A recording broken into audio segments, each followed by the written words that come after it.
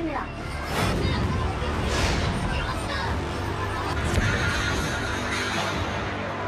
법원 내부의 기물 파손 이런 부분은 제가 생각했던 것보다 훨씬 더 참혹한 상황이라는 것을 말씀을 드릴 수 있습니다. 여러 층까지 여러 시위대가 들어왔던 흔적은 확인을 했다는.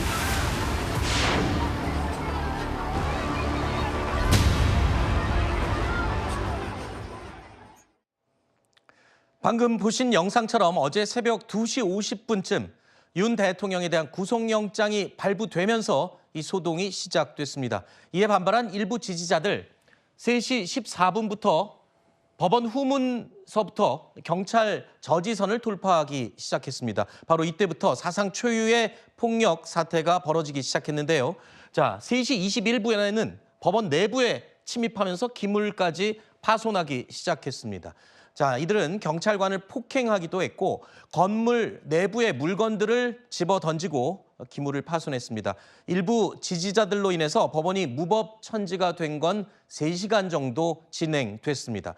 법원 직원들은 일부는 옥상으로 대피하기도 하고 일부는 사무실에서 공포에 떨면서 머물기도 했습니다. 자, 결국에는 3시 30분쯤 경찰이 대규모 경력을 투입해서 진압을 시작했고 3시간 정도 지난 오전 6시 7분쯤 경찰이 현행범 체포를 하면서 진압이 완료됐습니다. 자, 건물에 진입했던 40여 명 이외에도 이 주변에서 공무집행을 방해한 사람까지 포함해서 모두 90명을 현장에서 체포했습니다. 자, 이번 사태와 관련해서 국회에서는 오늘 긴급 현안 질의가 진행되고 있습니다. 여기에 출석한 법원 행정처장은 재판은 오늘 정상적으로 진행될 예정이라면서 피해 상황과 관련해서 브리핑을 했습니다. 들어보시죠.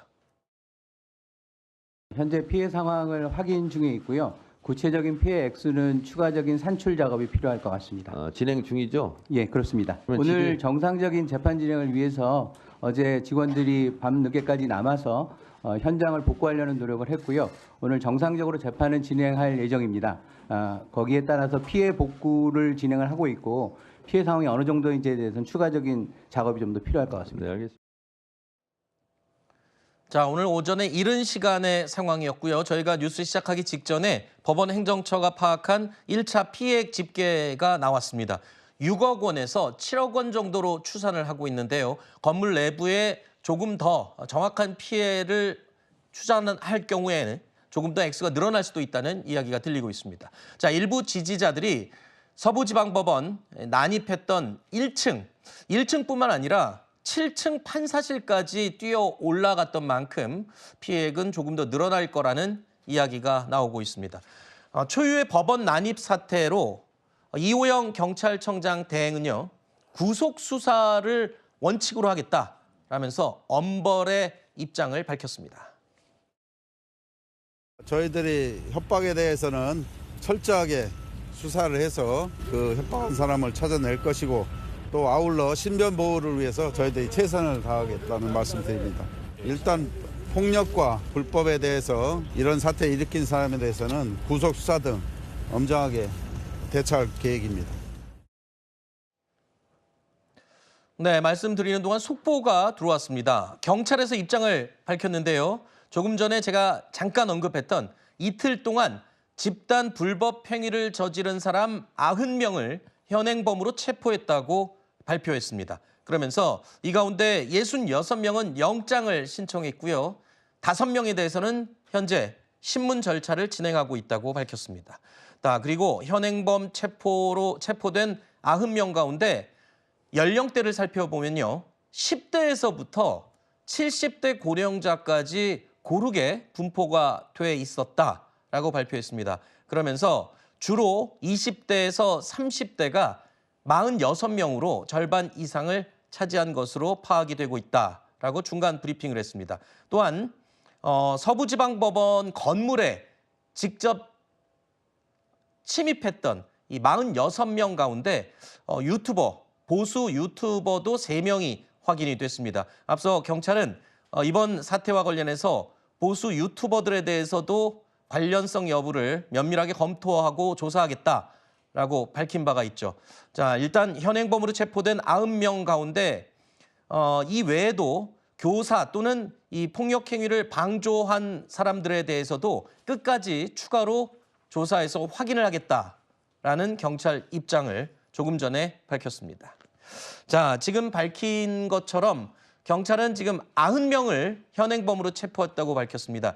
현재 이들이 받는 혐의가 한두 가지가 아니어서 지금 중형의 가능성이 있다라고 얘기가 나오고 있어요. 그리고 경찰도 구속 수사를 원칙으로 한다. 이건 지금 엄벌을 염두한 그런 발언이죠. 예, 지금 뭐 폭동이라는 표현으로 이제 담기고 있습니다만 하나하나 헤아려 보면 여러 죄명에 해당할 수 있는 불법 행위를 저지른 겁니다. 기본적으로 소요죄에 해당할 수 있고요. 소요죄는 최대 이 형량이 10년까지 나올 수 있습니다. 그리고 특수 공무집행 거기에서 멈추는 게 아니라 치상, 왜냐하면 상해를 받았는데 공무집행 방해와 관련한 양형 기준표를 보게 되면 비난 동기에서 비롯됐는지 이 부분은 사실상 정당한 이 경찰의 직무 집행 그리고 법원의 행정까지 마비했기 때문에 비난 동기에 충분히 해당할 여지가 있고요.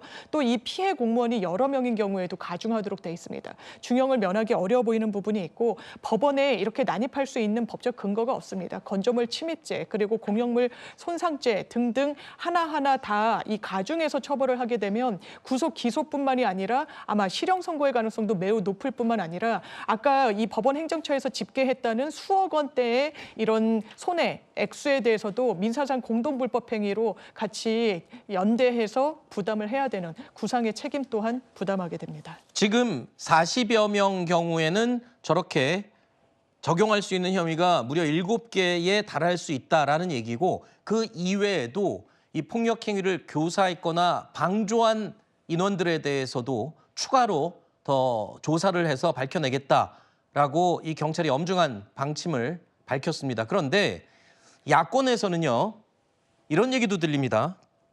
이들에 대해서 내란죄까지 적용하겠다라는 이야기가 나오고 있어요. 네네. 이건 또 현실적으로 가능한 얘기입니까? 일단 야권이나 일부 법조계에서 주장하는 바는 이겁니다.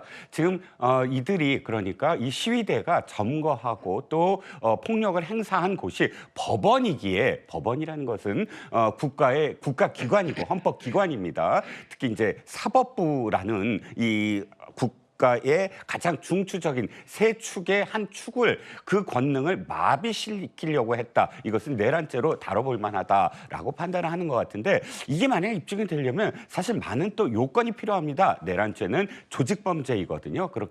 그렇기 때문에 단순히 군중들이 가서 그것을 점령한 곳이 법원이 아니라 법원을 처음부터 점령하려고 하는 목적이 확실히 뚜렷하게 있어야 되고요. 또 그것을 행하기 위해서는 계획을 세우고 그것을 직접 지시하는 지휘자가 있어야 되고 그것을 또 임무를 맡아서 또 그것을 수행하는 사람이 있어야 되고 이런 조직 체계가 뚜렷해야 내란죄가 어느 정도 성립이 가능한 요건이 되기 때문에 거기까지 입증할 수 있는 것인가 그거는 좀 지켜봐야 될 것 같습니다. 어제 새벽에 이 서부지방법원을 시위대들이 난입했을 때 직후에는요. 또 헌법재판소로 몰려가겠다는 사람들이 있었던 것으로 알려지면서 이 헌법재판소에서는 지금 탄핵 심판이 계속 진행이 되고 있죠. 헌법재판소도 지금 굉장히 초긴장 상태라고 전해지고 있어요. 네, 그렇습니다. 어제 이 서울 서부지법에 대한 공격, 이것은 단순히 어떤 사법부에 대한 공격이 아니고 대한민국에 대한 공격이다. 이렇게 표현할 수 있을 정도로 굉장히 중범죄에 해당되는 것인데 이들이 또 어제는 서부지법에서 헌법재판소까지 행진을 하면서 또 헌법재판소의 담을 넘는 이런 상황도 있었습니다. 그래서 어제도 헌법재판소에서 3명이 건조물 침입죄로 체포가 된 상황인데 앞으로 계속해서 헌법재판소에서 윤석열 대통령에 대한 탄핵 심리가 진행될 예정이고 또 내일도 이번 주에도 지금 2번이나 예정되어 있지 않습니까? 그렇기 때문에 헌법재판소에 대한 이 경비 강화 이 부분도 굉장히 중요하다는 생각이 들고요. 지금 목표가 되고 있는 것이 헌법재판소뿐만 아니라 서울구치소일 가능성도 제기가 되고 있습니다. 네. 또 정광훈 목사 같은 경우에는 서울구치소에 수감되어 있는 윤석열 대통령을 우리가 데리고 나와야 된다 이런 발언까지 하면서 이 긴장도가 굉장히 높아지고 있는 상황이다. 이 부분에 대해서도 경찰 및 관계기관들이 철저한 대응을 준비해야 될 것이다 이렇게 보고 있습니다.